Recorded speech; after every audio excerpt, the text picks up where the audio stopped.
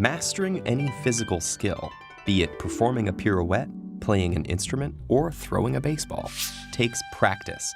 Practice is the repetition of an action with the goal of improvement, and it helps us perform with more ease, speed, and confidence. So what does practice do in our brains to make us better at things?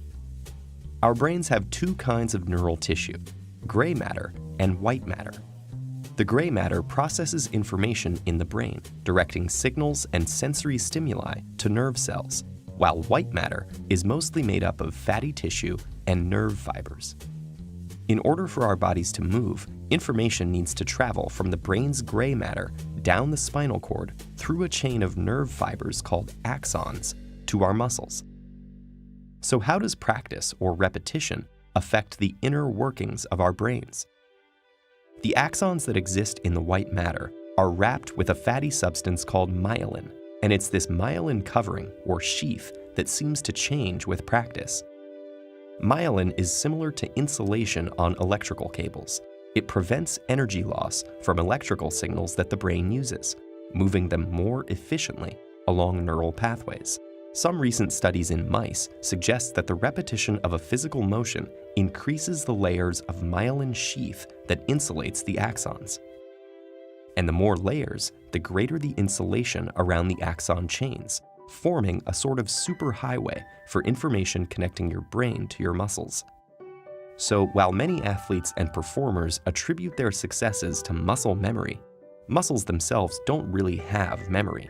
Rather, it may be the myelination of neural pathways that give these athletes and performers their edge with faster and more efficient neural pathways.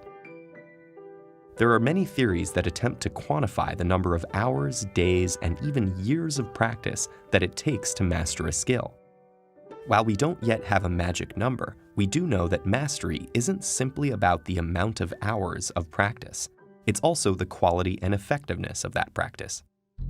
Effective practice is consistent, intensely focused, and targets content or weaknesses that lie at the edge of one's current abilities. So if effective practice is the key, how can we get the most out of our practice time? Try these tips. Focus on the task at hand. Minimize potential distractions by turning off the computer or TV and putting your cell phone on airplane mode. In one study, researchers observed 260 students studying.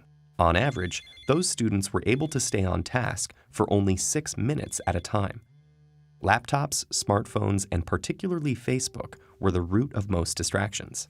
Start out slowly or in slow motion.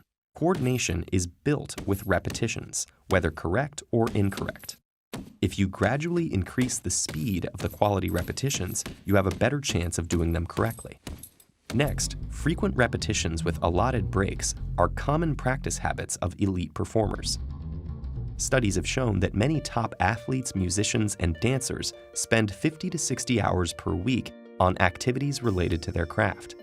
Many divide their time used for effective practice into multiple daily practice sessions of limited duration.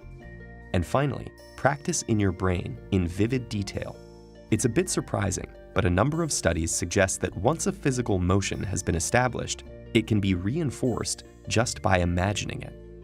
In one study, 144 basketball players were divided into two groups. Group A physically practiced one-handed free throws, while Group B only mentally practiced them. When they were tested at the end of the 2-week experiment, the intermediate and experienced players in both groups had improved by nearly the same amount. As scientists get closer to unraveling the secrets of our brains, our understanding of effective practice will only improve. In the meantime, effective practice is the best way we have of pushing our individual limits, achieving new heights, and maximizing our potential.